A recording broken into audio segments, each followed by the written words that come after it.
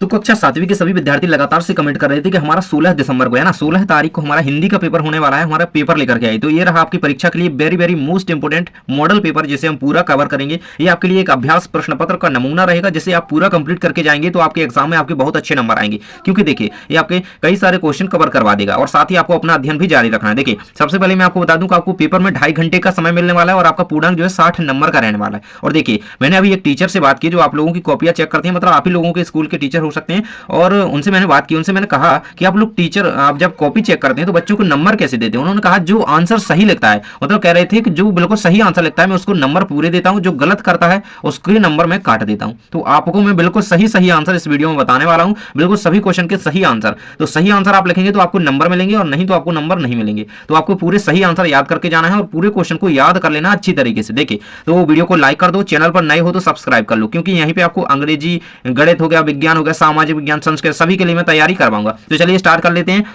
निर्देश दिए गए हैं, सभी प्रश्न हल करना अनिवार्य है, सभी प्रश्न निर्देशानुसार अपनी उत्तर पुस्तिका में लिखें। तो आपको अपनी उत्तर पुस्तिका में किस तरीके से उत्तर लिखना है मैं आपको बताऊंगा, है ना। और अभ्यास प्रश्न पत्र हम देख रहे हैं। सबसे पहले आपका आ जाता है बहुविकल्पीय प्रश्न। देखिए 1 से 5 तक हमारे एक नंबर के बहुविकल्पीय प्रश्न रहने वाले हैं, जो कि आप देख सकते हैं यहाँ पे। तो पहला प्रश्न आपका दिया गया है यहाँ पे, देखिए ये निर्देश, इसका भी ये भी पढ़ लीजिएगा। प्रत्येक प्रश्न के लिए 4 विकल्प दिए गए हैं और सही विकल्प चुनकर अपनी उत्तर पुस्तिका में आपको लिखना है। तो पहला प्रश्न इसमें पूछा गया है कि फूले कदम्ब कविता में कवि का मन किसे छूना चाहता है। तो अंबर को, कदम, कंदुक को, कदम्ब को या बादल को। तो फूले कदम, देखिए कविता का नाम ही कदम है, तो कदम्ब को इसका आंसर आपको लगा देना है ना। फूले कदम्ब कवि किसे, कदम्ब को छूना चाहता है। नेक्स्ट हमारा आ जाता है दीपू से कभी सभी क्या करते थे। तो ईर्ष्या करते थे, घृणा करते थे, द्वेष या लड़ाई। तो सभी दीपू से ईर्ष्या करते थे।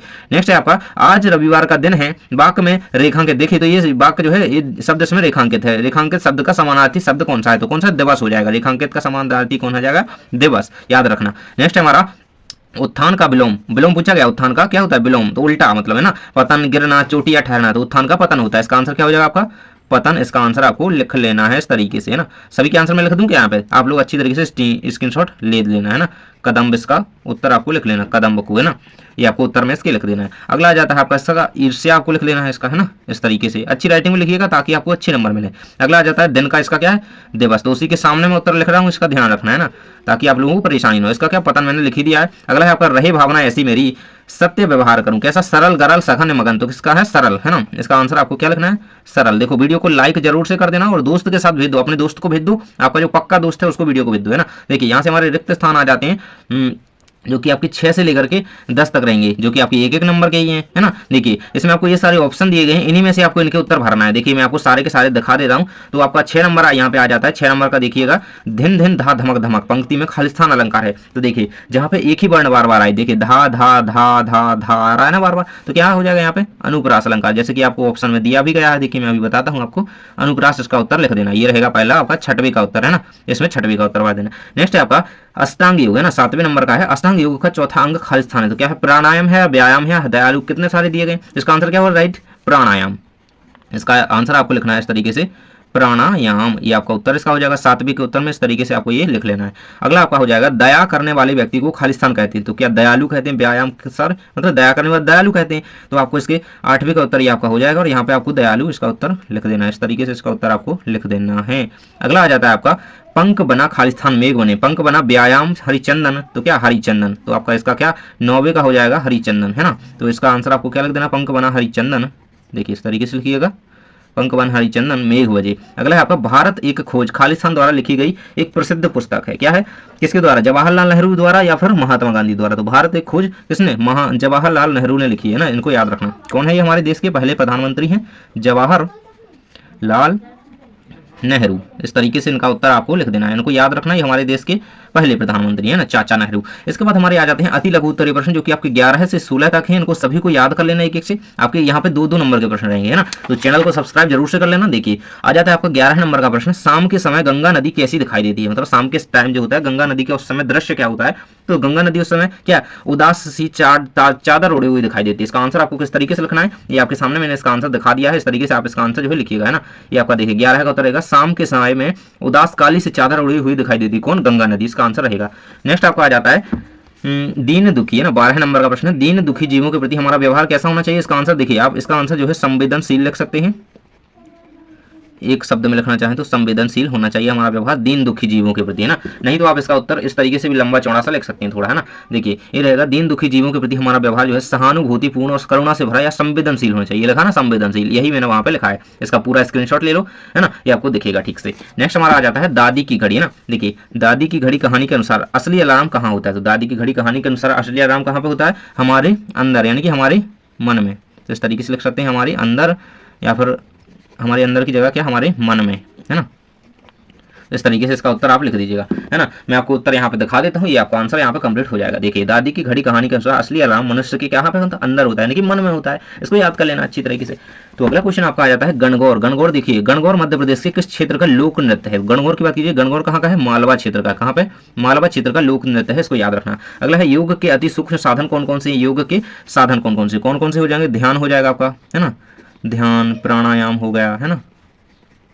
और मैं आपको इसका उत्तर वहां पे दिखा भी देता हूं, है ना। और धारणा लिखना चाहें तो इसका धारणा भी लिख सकते हैं, क्या, ध्यान, धारणा और प्राणायाम। इस तरीके से आप इसका उत्तर कंप्लीट कर सकते हैं। ये क्या है, योग के अति सूक्ष्म साधन है, महत्वपूर्ण, है ना, इनको याद कर लेना। ये आपका उत्तर रहेगा इसका 15 का उत्तर दिया गया ना, योग के अति सूक्ष्म साधन ध्यान, धारणा और प्राणायाम, इसको याद कर लेना। अगला क्वेश्चन हमारा आ जाता है निम्नलिखित शब्दों के तत्सम। देखिए यहाँ तद्भव लिखे हुए हैं, और तत्सम का मतलब क्या होता है, हिंदी में लिखना आपको संस्कृत से, है ना। तो जल को आप क्या कहते हैं, जल को आप क्या कहते हैं, तो पहले का आपको किस तरीके से लिख देना है, जल को पानी, तो जल का आपको क्या लिख देना है, पानी। दूसरे का क्या लिख देना है आपको, ये पुष्प, तो पुष्प का फूल, इसका फूल आप लिख दीजिएगा। अगला तीसरा है आपका, तो इसको पर्वत का पहाड़ लिख दीजिएगा, है ना। तो इस तरीके से आप इनके आंसर लिख सकते हैं। ये हो जाते हैं हमारे कंप्लीट आंसर, और इसको स्क्रीनशॉट कर लीजिए, इसका आंसर हो जाएगा। अगला क्वेश्चन आपका आ जाता है यहाँ पे लघु उत्तरीय प्रश्न के रूप में। देखिए 17 से 22 तक आपके 3-3 नंबर के प्रश्न है। देखिए इसमें 17 नंबर का प्रश्न है आपका, नेहरू जी ने अपनी भस्म को गंगा में डालने की इच्छा व्यक्त क्यों करी है ना। तो नेहरू जी ने अपनी जो इच्छा है गंगा में अपनी भस्म को डालने की इच्छा क्यों व्यक्त की है, इसका आंसर आप कुछ इस तरीके से लिखिएगा, देख सकते हैं यहाँ पे आपकी स्क्रीन पर आंसर दिख रहा होगा। नेहरू जी ने गंगा नदी को भारत की संस्कृति और परंपरा का जो है प्रतीक माना है। उनकी इच्छा थी कि उनकी भस्म इस नदी में प्रवाहित हो। इस तरीके से इसका आंसर आपको कंप्लीट कर लेना है। चलिए अगला क्वेश्चन देख लेते हैं आपका, मेघ बजे, ना। अगला कच्चा कहता है 18 नंबर का, मेघ बजे कविता में कवि किन किन बातों का उल्लेख किया है ना, कवि ने किन किन बातों का उल्लेख किया है। तो चलिए मैं आपको इसका उत्तर बता देता हूँ, ये रहेगा आपके सामने इसका कंप्लीट आंसर। भैया देख लीजिएगा, मेघ बजे कविता ने कवि ने बारिश के दौरान बादलों की गर्जना, धरती की खुशबू, किसानों की आशा, प्रकृति के सौंदर्य, है ना, इनका वर्णन किया है ना। मतलब देखिए जब बादल होते हैं ना, जब बारिश होती है उस समय क्या मौसम होता है, क्या माहौल होता है, मस्त बढ़िया एकदम मजा आता है ना। बादल गरजते हैं, धरती से मिट्टी की बढ़िया खुशबू आती है ना। किसान आशा लगाए रहते हैं अच्छा पानी हो गया अब हमारी फसल भी होगी ना। तो ऐसा कुछ इस तरीके से नेक्स्ट क्वेश्चन हमारा आ जाता है सज्जनता की पहचान किससे होती है। तो सज्जनता मतलब एक अच्छा भाव हमारा, है ना, एक अच्छी भावना हमारे अंदर हमारे मन में होनी चाहिए। इसका आंसर आपको लिखना है, सज्जनता की पहचान व्यक्ति के व्यवहार से होती है, दयालुता और दूसरों के प्रति उसकी सहायता की भावना से होती है। उसका आंसर कंप्लीट कर लीजिएगा। नेक्स्ट क्वेश्चन हमारा आ जाता है मैत्री भाव, यानी मित्रता का भाव, है ना। मैत्री भाव जगत में मेरा सबके सब जीवों से नित्य रहे। इस पंक्ति का आपको भावार्थ लिखना है, इसका आपको मूरल लिखना है ना। तो इसका मूरल क्या होगा, सारांश कहेंगे, है ना। तो चलिए इसका आंसर आपको किस तरीके से लिखना है, स्क्रीनशॉट कर लीजिएगा, आपके सामने रहेगा। देखिए इस पंक्ति का अर्थ है, कवि इस पंक्ति से कवि कहना चाहता है कि वह संसार के सभी जीवों के साथ स्नेह और मैत्री के संबंध में, तो सभी से अच्छे प्यार से रहे, सभी से मित्रता से रहे, है ना। तो इसको आपको कंप्लीट कर लेना है ना, या फिर रहेगा मतलब आपको भावना, आपसी प्रेम, सौहार्द की समानता का प्रतीक से माना गया है। अगला आपका आ जाता है यहाँ पे, नेहरू जी ने अपनी भस्म को गंगा में डालने की इच्छा क्यों व्यक्त करी है ना। इसका आंसर आपको कुछ इस तरीके से लिख लेना है, ये आपके सामने इसका आंसर कंप्लीट दिया गया है ना। तो ये भारतीय संस्कृति की आत्मा है गंगा नदी, और ये आपको पूरा आंसर रहेगा इसका। नेक्स्ट हमारा आ जाता है पढ़ते समय दीपू को कौन कौन परेशान करता था, है ना। तो इसका आंसर आप किस तरीके से लिखेंगे, इसका आंसर आपको ठीक तरीके से लिखना है। ये आप आंसर आपका दिया गया है, देखिए ये रहेगा आपका 22 का उत्तर लिख सकते हैं। पढ़ते समय दीपू को शोरगुल करते बच्चे, बर्तन धोने की आवाजें और बाहर खेलते लोगों की ध्वनियां परेशान कर दी थी, है ना। तो ये आपको याद कर लेना है, इसका कंप्लीट आंसर आपका रहेगा, है ना। इसको अच्छी तरीके से याद कर लो। यहाँ पे हमारा आ जाता है दीर्घ उत्तरीय प्रश्न आपके 22 से 23 से 26 तक, है ना। तो देखिए आपके 5-5 नंबर के प्रश्न रहने वाले हैं, और इसमें आपका 23 नंबर का प्रश्न दिया गया, किसी एक महापुरुष के 10 वाक्य लिखिए ना। महापुरुष के बारे में आपको कौन कौन से दिए गए, जवाहरलाल नेहरू, महात्मा गांधी, डॉक्टर अंबेडकर। देखिए यहाँ से आपके 5-5 नंबर के प्रश्न है, मतलब यहाँ पे आपके 20 अंक कंप्लीट होने। कितने अंक, 20 अंक। तो इस पार्ट को बिल्कुल मत छोड़ देना, ये वीडियो मतलब यहाँ पे आपको जरूर से देखना है, क्योंकि ये आपके 20 नंबर है यहाँ पे 5-5, है ना। तो इनको बिल्कुल मत छोड़ देना, पूरे आंसर करके जाना। देखिए तो हम देख लेते हैं जवाहरलाल नेहरू के बारे में 10 वाक्य। तो किस तरीके से आप लिखिएगा, ये रहेगा आपका, जवाहरलाल नेहरू भारत के प्रथम प्रधानमंत्री थे, 1 पॉइंट लिख देंगे। फिर आपको 10 पॉइंट लिखने थे, तो ये सारे 10 पॉइंट आपके सामने जो है दिए गए हैं इस तरीके से। अब आपको ठीक तरीके से दिखाई दे रहा होगा। इसका स्क्रीनशॉट ले लो और इसे कंप्लीट कर लीजिएगा। अगला क्वेश्चन हमारा आ जाता है मेरी कविता है, 24 आ जाता है मेरी कविता का मुख्य भाव अपने शब्दों में लिखिए ना, अपने शब्दों में आपको मेरी कविता जो आप में है आपके चैप्टर में उसका भाव लिखना है। तो 24 का उत्तर आप किस तरीके से लिखेंगे अपने प्रश्न पत्र में, तो इस तरीके से देखिए मेरी कविता का मुख्य भाव कवि की गहन संवेदना और विचारों की प्रकटीकरण से, इस तरीके से इसका कंप्लीट आंसर कर लेना, जिसमें मतलब मानव की सौंदर्यता मानवता और सकारात्मकता यानी कि पॉजिटिविटी का जो है संदेश छिपा हुआ हो, ऐसी कविता का यहाँ पे आह्वान कवि ने किया है। नेक्स्ट हमारा आ जाता है दीपू की घड़ी कहानी के पात्रों के बारे में। तो कौन कौन से पात्र इसमें थे दीपू की में, तो यहाँ पे देख सकते हैं मुख्य पात्र दीपू, उसकी माँ, उसके पिता, उसके दीपू एक जिज्ञासु कल्पनाशील लड़का था है ना, इस तरीके से उसके कौन कौन थे, माँ, उसके पिता, वो दीपू खुद है ना, तो ये उसका मुख्य पात्र था। इस तरीके से है ना ये पूरा कंप्लीट कर दीजिएगा। नेक्स्ट क्वेश्चन आपका लास्ट क्वेश्चन आ जाता है 26 नंबर का, जिसमें आपको अपने प्रधानाचार्य महोदय को, प्रधानाध्यापक को जो आपके हेडमास्टर हैं उनको 3 दिन की, किसने दिन की, 3 दिन की छुट्टी के लिए आपको एक आवेदन पत्र लिखना है ना। तो किस तरीके से आप इसका आंसर लिखेंगे, तो मैं आपको एप्लीकेशन दिखा देता हूं, बिल्कुल इसी तरीके से लिखना ताकि आपका एक भी नंबर नहीं कटे। देखिए सेवा में श्रीमान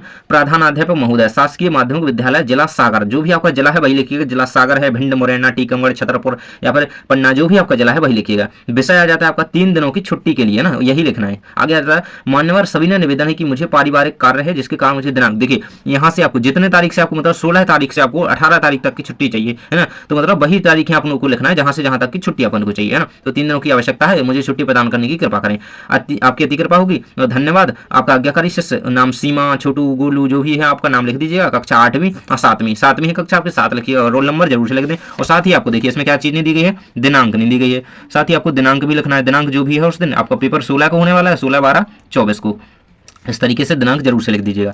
तो होता है हमारा पूरा यहाँ पे मॉडल पेपर कंप्लीट। इसको अच्छी तरीके से कंप्लीट करके जाओ और आपके जो अन्य इंपोर्टेंट क्वेश्चन पेपर के लिए टीचर ने पढ़ाई है उनको भी पढ़ लेना, क्योंकि पेपर में कहीं से भी आ सकता है ना, पूरा पढ़ के जाना। Thanks for watching, all the best.